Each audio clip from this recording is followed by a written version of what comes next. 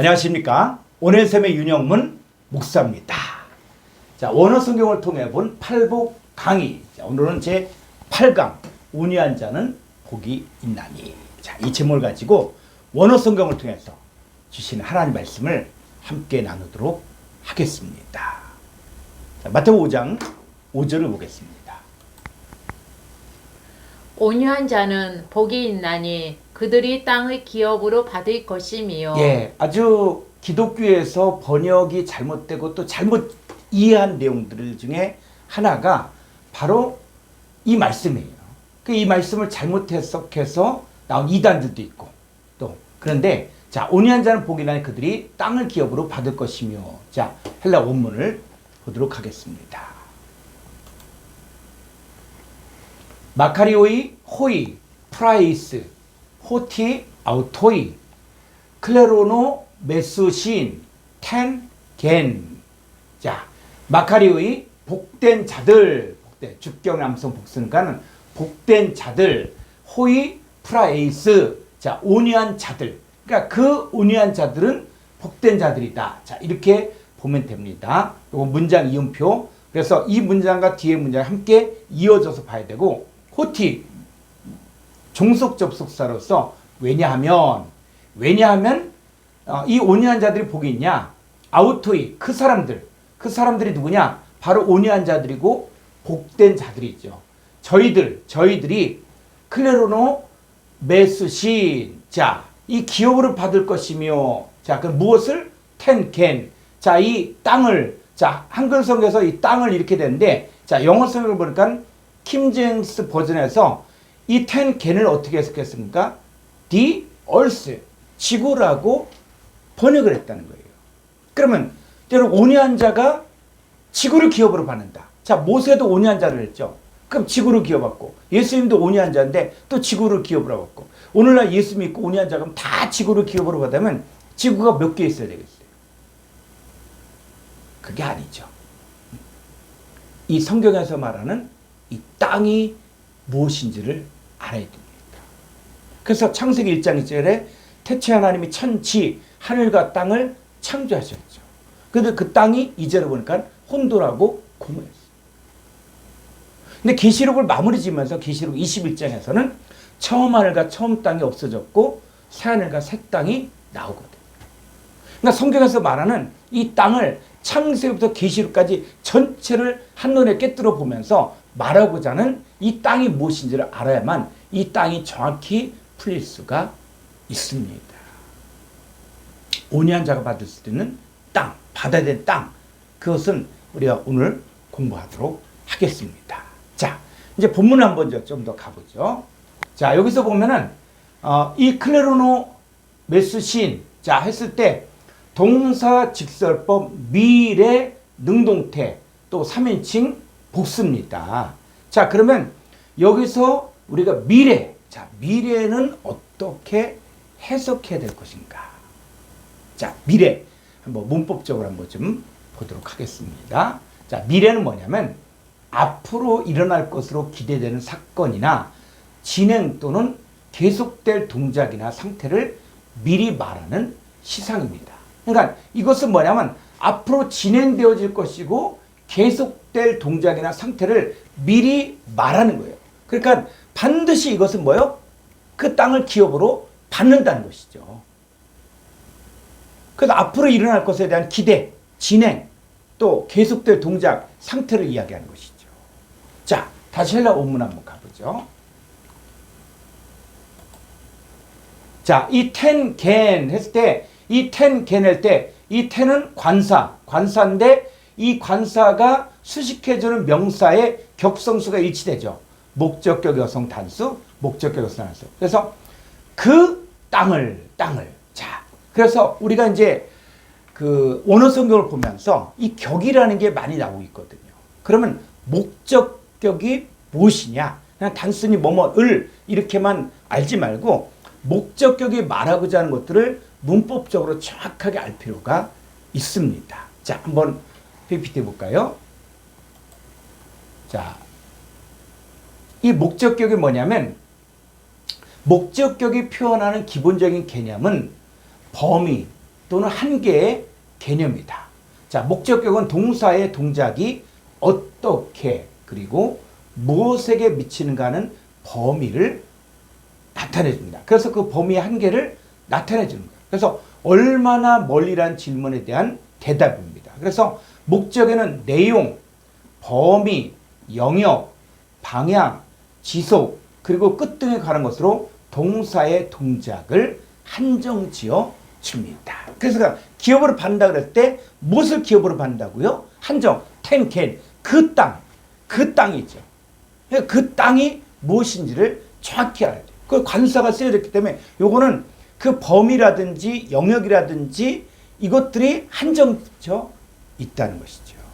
자, 우리가 한번 이렇게 공부하면서 이제 격이 많이 나오는데 그 외의 격에 대해서도 한번 좀 알아봤으면 좋겠습니다. 자, 이 주격이라는 것들이 많이 나오거든요. 주격은 뭐냐면 주격이 나타내는 기본 개념은 호칭, 명칭 또는 지칭이다. 즉 문장의 주어가 된다. 그래서 주격일 경우에서는 뭐냐면 누구누구는 또 누구누구는 누구누구이 뭐 사랑이 또 율법이 이렇게 하고 가 누구가 은혜가 또 예수가 이렇게 할 때 은는 이가로 쓰여진 게 주격입니다. 자, 소유격은 뭐냐면 소유를 나타내는 거예요. 그래서 이 사도 바울이 이 소유격을 아주 많이 썼거든요. 예수 그리스도의 종 사도 바울은 그럴 때 예수 그리스도의 그러니까 사도 바울은 누구의 소유라는 것이죠? 예수 그리스도의 소유라는 것이죠. 그러니까 자기의 주인됨이 분명한 거예요. 누가 주인이야? 예수 그리스도가 나의 주인이다 라고 이야기할 때 바로 소유격을 사용하는 것을 볼 수가 있고 이 소유격은 뭐뭐의 이렇게 해석해주면 됩니다. 자, 역격이 뭐냐면 역격은 수단이나 간접 목적으로 쓰여지는데 그 역격은 보통 뭐뭐으로 뭐뭐에게 이렇게 해석을 해주는데 조금 더 깊이 있게 역격을 보게 되어지면은 이렇게 영어의 in 뭐뭐 안에서 by 뭐뭐에 의하여 with 뭐뭐과 함께 그래서 in by with로 해석해주면 아주 역격이 정확하게 그 내용을 드러내 줄 수가 있습니다. 자, 그 다음에 혹격은 뭐냐면 혹격은 불리워지는 사람이나 사물을 나타낸다. 즉 사람을 부르는 말이에요. 그래서 오직 너 하나님의 사람 이렇게 부를 때 혹격이 되죠. 모세야 모세야 사울아 사울아 왜 내가 나를 핍박하냐 이렇게 부를 때 혹격이라고 하는 것이거든요. 자, 그래서 이 격에 대해서 오늘 우리 함께 나눴습니다. 자, 다시 한번 헬라어 본문 한번 가보죠. 자, 여기 이제 주격도 나오고 쫙 쭉 보니까는 이제 목적격도 나오죠. 그래서 마카리의 복이 있나니 이게 아니라 복된 자들 호이 프라이스 그 온유한 자들. 자, 이렇게 할 때 바로 이 두 개의 그 형용사 형용사가 있을 경우에는 하나는 동사처럼 해서 복된 자들은 누구냐? 그 온유한 자들이다. 이렇게 해석되고 그 온유한 자들은 복된 자들이다. 이렇게 해석해줘도 됩니다. 자, 왜냐하면 아우토이 저들은 누구냐? 바로 복된 자들이고 온유한 자들인데 그들은 텐켄 그 땅 아주 범위를 딱 정해져 있죠. 한정 짓는 거예요. 그 땅, 그 개를 누구? 그들 3인칭 복수죠. 그들이 기업으로 받을 것이다. 자, 그러면 이 성경에서 말하는 이 프라이스 온유한 자들이 어떤 자들인가? 그래서 이 온유한 자, 자 구약에서는 고난당한 자, 가난한 자 이렇게 되어졌다는 것을 우리가 공부했습니다. 자, 신약의 온유한 자 4239번 콩코르다 선고사전을 보도록 하겠습니다. 4239번 프라비스. 자, 프라비스는 뜻이 뭐예요? 온유한 뜻이고 또 마태오 5장 5절에 온유한 자는 복이 있나니 저희가 자, 이렇게 해서 온유한 자. 마태오 21장 5절 그는 겸손하여. 자, 예수님이 어떤 사람들은 뭐 낙이 탔으니까 겸손하다. 그게 아니라 예수님 어떤 분이라고요? 온유한 자로서 낙이고 멍에 매는 낙이 새끼를 탔죠. 자, 자, 베드로전서 3장 4절 보니까 숨은 사람을 온유하고, 그래서 온유하다. 자, 이런 뜻입니다. 자, 이 단어를 좀 더 정확하게 알고 싶으면 요 CF, 요건 참조거든, 참조. 자, 4235번을 참조하라는 거예요. 그래야만 온유한 자가 어떤 상태인지를 정확하게 알 수가 있다는 것입니다. 자, 4235번.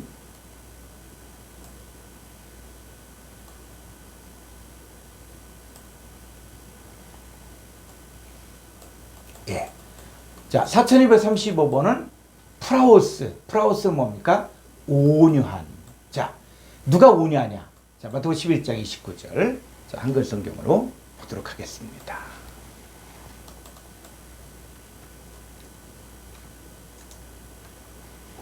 나는 예수님은 마음이 온유하고 겸손하니 나의 멍에를 메고 내게 배우라. 그러면 너희 마음이 쉼을 얻으리니. 그랬을 때 예수님이 어떻다고요? 온유하다. 자, 예수님이 온유하다는 거예요. 그래서 이 온유한다. 자, 구약에서 온유한 자가 누굽니까? 모세죠. 자, 민수기 12장 3절을 보겠습니다. 이 사람 모세는 온유함이 지면의 모든 사람보다 더하더라. 예, 이 사람 모세는 온유함이 지면의 모든 사람보다 더했더라. 자, 그래서 모세가 어떻습니까? 온유한 자였죠. 그런데 모세가 사실 모세의 생애를 보게 되면 처음부터 온유해진 것은 아니거든요. 자, 어떤 과정을 통해서 모세가 온유해졌습니까? 자, 신약에 답을 주고 있어요. 사도행전 7장 24절로 25절을 보겠습니다. 한 사람이 온통한 이 당함을 보고 보호하여 압제받는 자를 위하여 원수를 갚아 애굽 사람을 쳐 죽이니라. 25절.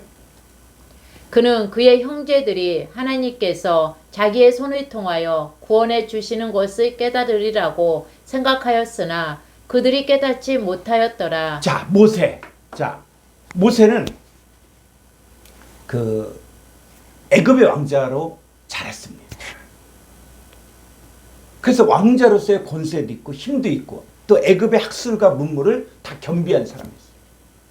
그랬을 때 이 모세는 자기를 통해서 그 이스라엘 백성들을 구원할 것이라고 믿고 있었거든요. 그 어머니 요게벳이 또 모세를 키우면서 그런 이야기를 했었고. 자, 그런데 이제 이스라엘 백성이 그 애굽의 이 신하, 즉 애굽의 어떤 그 노예들을 관장하는 이 사람이 이 히브리인을 갖다가 괴롭히는 모습을 보면서 돌로 쳐 죽이게 되거든요. 그냥 모세는 처음에는 온유한자가 아니었다는 거예요. 자, 그리고 나서 이제 살인자가 되면서 그때 아마 모세는 이스라엘 백성들이 다 자기를 따르고 자기를 지도자로 세울 줄 알았는데 사실 어떻습니까? 사실은 그들이 깨닫지 못하는 거예요. 자, 그리고 살인자로서 이제 광야로 도망가게 되어지죠. 그러면서 40년 동안 그 모세는 양을 치는 목동으로 살았습니다. 이 기간을 통해서 그는 40년 동안 철저하게 낮아진 거예요. 그 자기는 이제 하나님 일에 쓸모가 없는 사람이라고 생각하고 이제는 어떻게 됩니까? 이제는 자기 자신은 아무것도 할 수 없다. 자, 그랬을 때 이 나이 80살이 되었을 때 하나님 찾아보죠. 그 예수님 보낼 만한 사람을 보내소서. 나는 입이 뻣뻣하고 혀가 둔한 자니까 라고 하면서 처음에는 거절하죠. 그러나 이 모세는 결국 하나님께 순종하게 되어지는데 이 순종한 자가 되었을 때 사람을 의지하지 않고 자기를 의지하지 않고 하나님만 의지한 사람이 되었을 때 모세는 바로 온유한 자가 되었다는 것이죠. 마찬가지로 하나님은 지금 이 시대에도 온유한 사람을 찾는다. 하나님 자기의 영광을 위하여 우리를 사용하시기 전에 먼저 우리의 자만을 깨부수고 우리의 교만한 마음을 시련을 주기도 하시면서 우리의 마음속에 감추어져 있는 야망을 폭로하기도 하고 우리의 자만심을 파헤치기도 합니다. 그래서 하나님께서는 이 참으시는 가운데 우리를 온유하게 만드신 후에 하나님의 영광을 위해 다른 사람들을 살리는 일에 사용하십니다. 그래서 예수님도 어떤 분이라고요? 자, 마태복음 11장 29절을 보겠습니다. 나는 마음이 온유하고 겸손하니 나의 멍에를 메고 내게 배우라. 그리하며 너희 마음이 쉼을 얻으리니. 예. 자, 예수님은 온유하고 겸손하였다는 거예요. 그래서 우리도 예수님이 주신 멍에를 메고 예수님께 배울 때 그리하면 너희 마음의 쉼을 얻는다 라고 얘기할 때 이 마음의 쉼을 얻는다. 이게 마음이 아니라 한번 헬라어로 한번 보죠. 마태복음 11장 29절.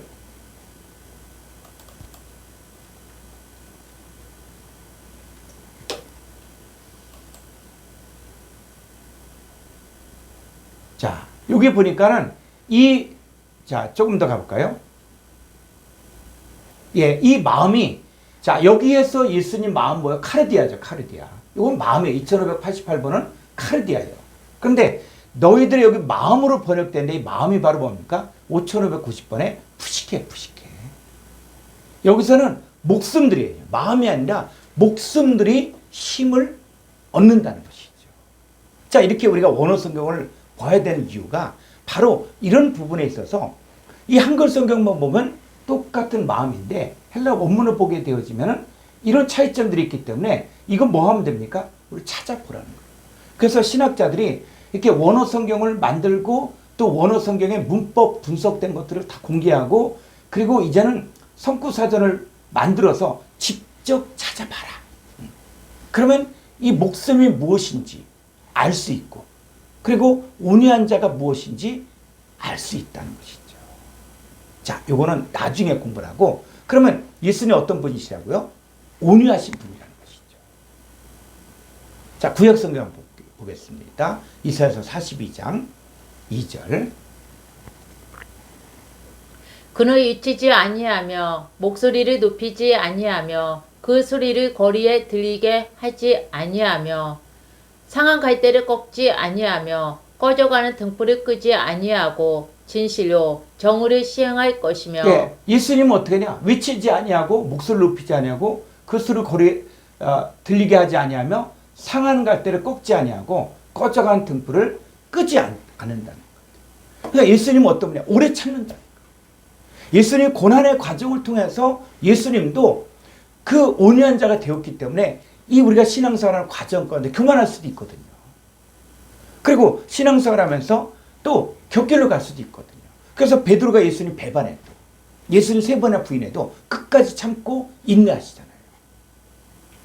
그 베드로는 예수님 부인하고 나서 통곡하고 그랬을 때 그 베드로를 다시 불러서 네가 나를 사랑하냐 하면서 내 양떼를 먹이라고 하셨잖아요.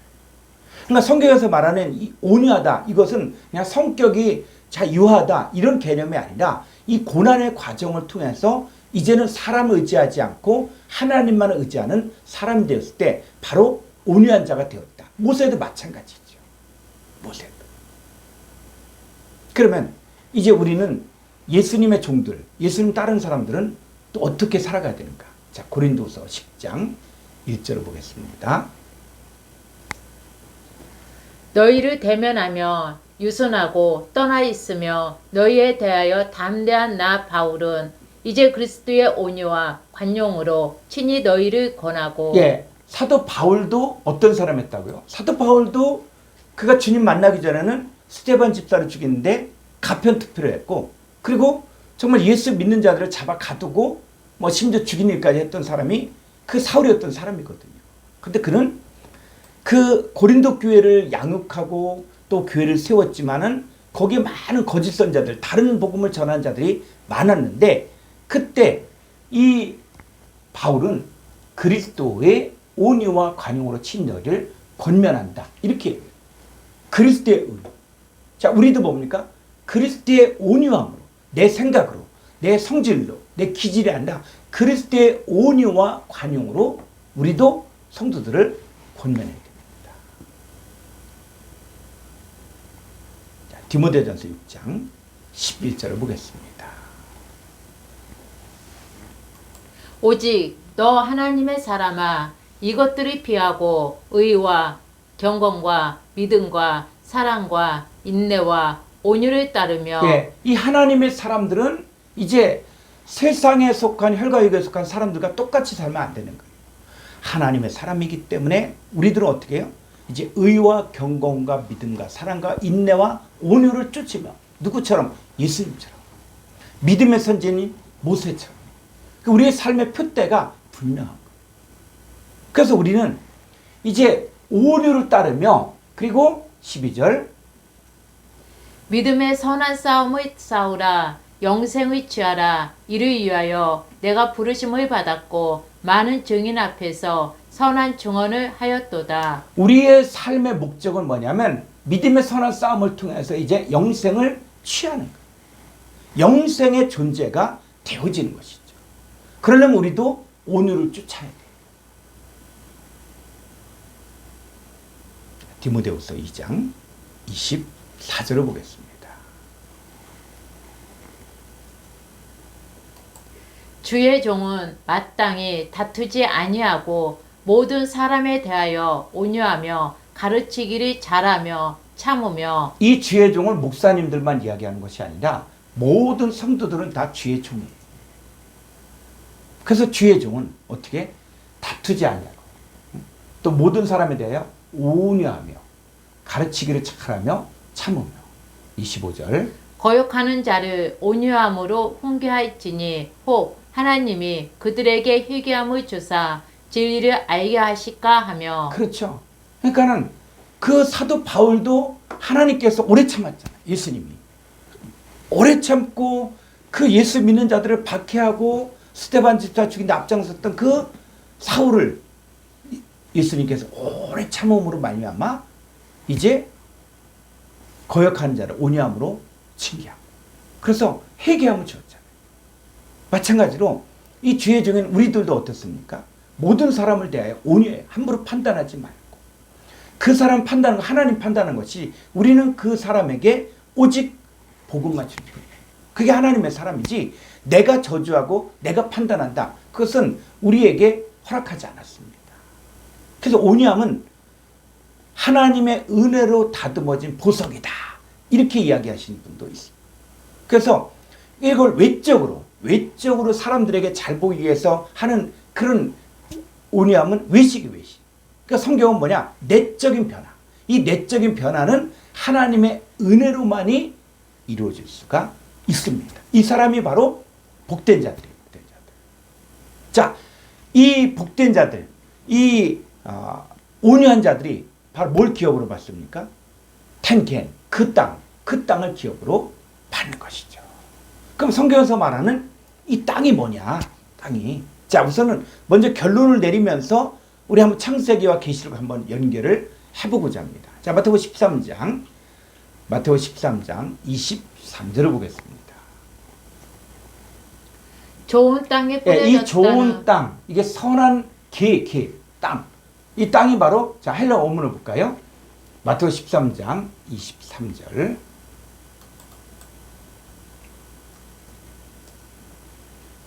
예.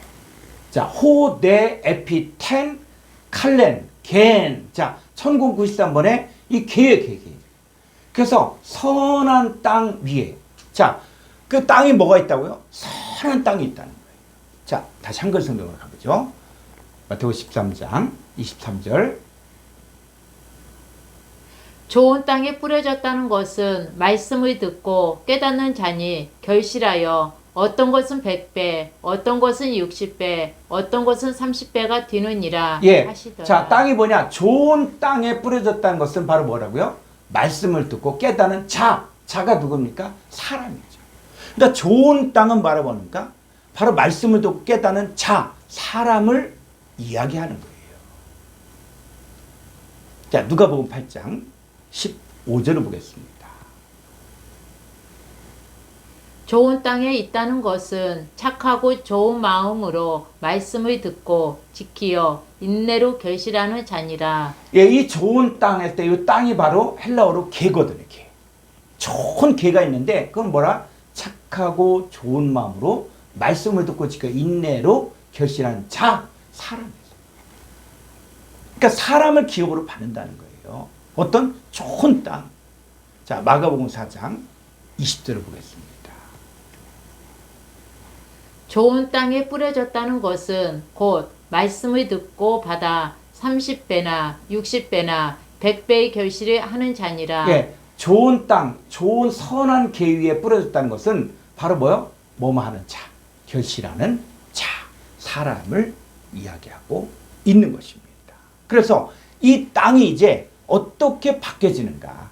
그러니까 처음 땅으로 끝나는 것이 아니라, 자, 그래서 창세기 1장 2절 한번 볼까요? 창세기 1장 1절부터 보겠습니다. 태초에 말씀이 태초에 하나님이 천지를 창조하시니라. 예, 태초에 하나님이 천지, 하늘과 땅을 창조했죠. 근데 이때 창조했던 이 땅이 어떻다고요? 2절. 땅이 혼돈하고 공허하며 흑암이 깊음 위에 있고 하나님의 영은 수면 위에 운행하시니라. 예, 이 땅이 혼돈하고 공허했다. 그러면 이 땅이 뭐냐? 땅이 뭐냐? 자, 이랬을 때 우리가 성경을 제대로 연구해야 되는 이유가 바로 뭐냐면 그 땅에는 우리가 디디고 있는 땅이다. 이렇게 생각하면 성경이 말하고자 하는 것들을 알지 못한다는 거예요. 성경은 분명히 인간의 문화권에서 인간이 알아들을 수 있는 단어를 사용하여 기록했습니다. 그런데 이 말하고자 하는 의도를 알지 못하고 그냥 내 수준에서 내 생각의 성경을 알면 안 된다는 거죠. 그럼 여기서 혼돈하고 공허한 땅은 무엇을 말하는 것일까요? 자, 이사야서 24장 3절로 5절을 보겠습니다.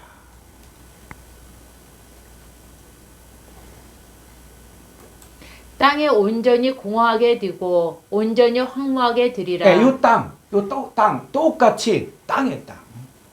이 땅이 온전히 공허하게 되고 온전히 황무하게 됐는데 여호와께서 이 말씀을 하셨느니라. 땅이 슬퍼하고 시전하며 세계가 쉬약하고 시전하며 세상 백성 중에 높은 자가 쉬약하며 땅이 또한 그 주민 아래서 더럽게 되었으니 이는 그들이 율법을 범하며 율례를 어기며 영원한 언약을 깨뜨렸음이라. 네, 이 땅이 슬퍼하고 땅이 더럽게 되는데 그게 뭐라고요? 이 땅이 말하고자 하는 게 무엇인지를 알아야 되는 거예요. 우리가 영화를 본다든지 책을 읽을 때도 보면은 많은 우화들이 많이 있지 않습니까? 자, 그랬을 때 지금 본문이 말하고자 하는 게 뭔가 이걸 찾아내야죠. 성경도 마찬가지입니다. 우리가 땅 하니까 무조건 우리가 디디고는 땅, 지구 이렇게만 이야기하면 이게 성경이 해석이 안 되는 거예요. 땅이 왜 온전히 공허하게 되고 온전히 황무하게 되고 이 땅이 슬퍼하고 세잔하고 그리고 또 이 땅이 더럽게 됐습니까? 그 이유가 있죠. 이는 그들이 누구예요? 그 땅이야, 땅. 그들이 율법을 범하며 율례를 어기며 영원한 언약을 깨뜨렸습니다. 그럼 이 땅을 통해서 누굴 얘기하는 거예요? 율법을 범하며 율례를 어기며 영원한 언약을 깨뜨린 사람들을 이야기한다는 것이죠. 그래서 이사야서 1장 2절을 보죠. 하늘이여 들으라. 땅이여 귀를 기울이라. 여호와께서 말씀하시기를 내가 자식을 양육하였거늘 그들이 나를 거역하였도다. 예, 그냥 하늘이여 들으라. 그러면 저 하늘 향해서 들어라. 그리고 땅이여 귀를 기울이라. 이런 얘기하는 겁니까? 그냥 허공했다 그냥 이야기하는 거예요. 그게 아니거든요. 지금 여기서 말하는 이 하늘과 땅, 뭘 이야기합니까? 바로 하나님을 거역하고 하나님의 언약을 깨트린 그런 사람들을 지금 이야기하는 거예요. 그래서 그들이 나를 거역하다. 이 그들이 바로 뭡니까? 이 하늘과 땅이에요. 그러면 이 하늘과 땅, 하나님을 거역하고 언약을 깨트린 자들이 바로 이 하늘과 땅인데 그래서 이사야서 65장 17절로 18절을 보면은 하나님께서 하시고자 하는 것들이 나와요. 보라 내가 새 하늘과 새 땅을 창조하나니 이전 것은 기억되거나 마음에 생각나지 아니할 것이라. 예, 이 새 하늘과 새 땅. 자, 이거 갖고 또 이상한 이단들이 나왔죠.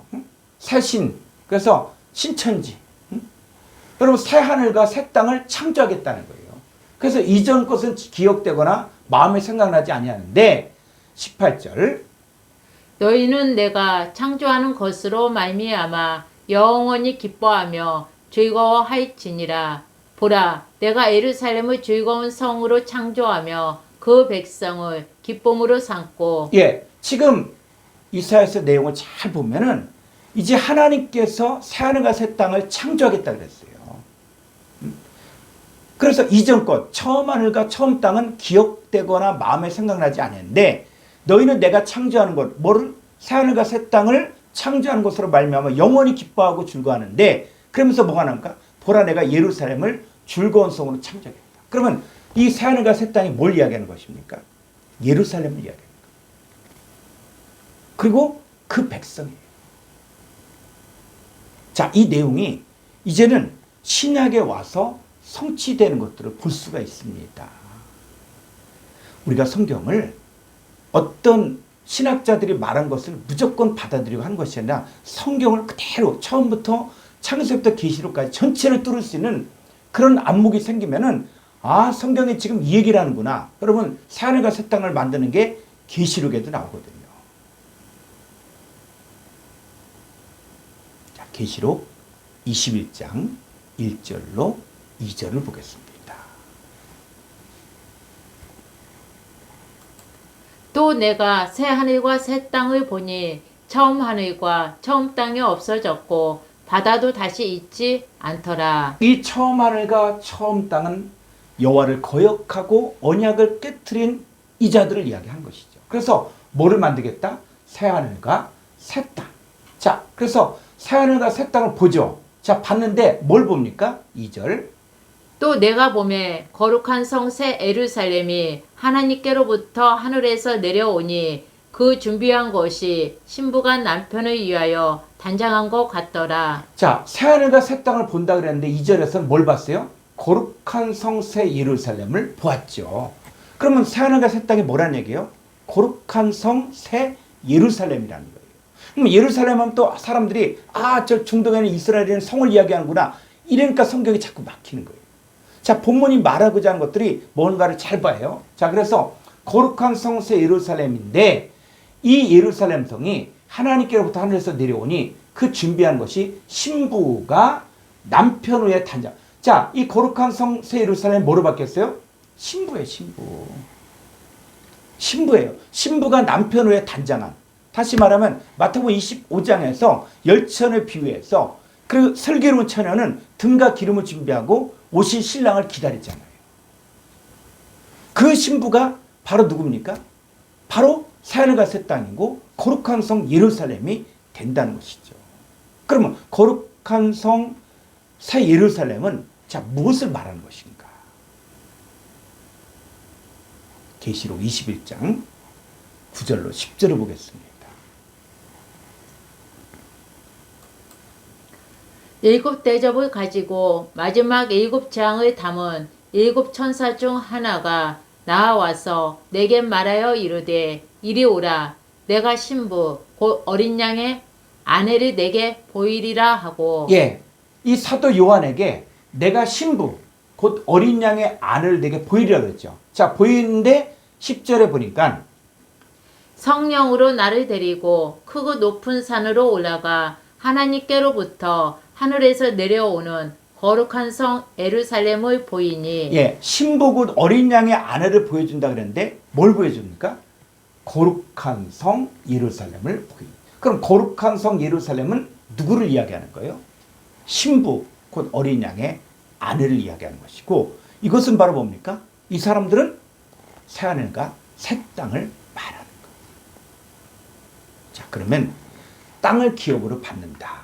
땅을 기업으로 얻는다. 이 말은 뭐냐면 어린 양의 아내, 그리스도의 신부된 하나님의 자녀들을 얻는다는 거예요. 자, 이 사람들은 어떻습니까? 좋은 땅인데 착하고 좋은 마음으로 말씀을 듣고 지켜 인내함으로 30명, 60명, 100명의 결실하는 자들, 이들이 바로 뭡니까? 바로 온유한 자가 받을 땅이 된다는 것이죠. 그러니까 이 사람들은 30명, 60명, 100명, 이 사람들이 또 뭡니까? 바로 그리스도의 신부예요. 새하늘과 새 땅이 되어진 자들, 거룩한 성 예루살렘 성이 되어지는 어린 양의 아내가 되어진 그리스도의 신부가 되어진 이 사람들이 바로 30명, 20명, 100명의 결실하게 된 이들이 바로 뭡니까? 바로 온유한 자가 받을 기업이 되는 것이죠.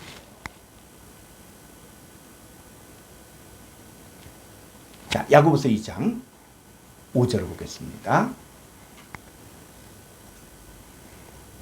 내 사랑하는 형제들아 들을지어다. 하나님이 세상에서 가난한 자를 택하사 믿음에 부유하게 하시고 또 자기를 사랑하는 자들에게 약속하신 나라를 상속으로 받게 하지 아니하셨느냐. 예, 자, 우리가 가난한 자에 대해서 푸토코스에 대해서 공부했죠.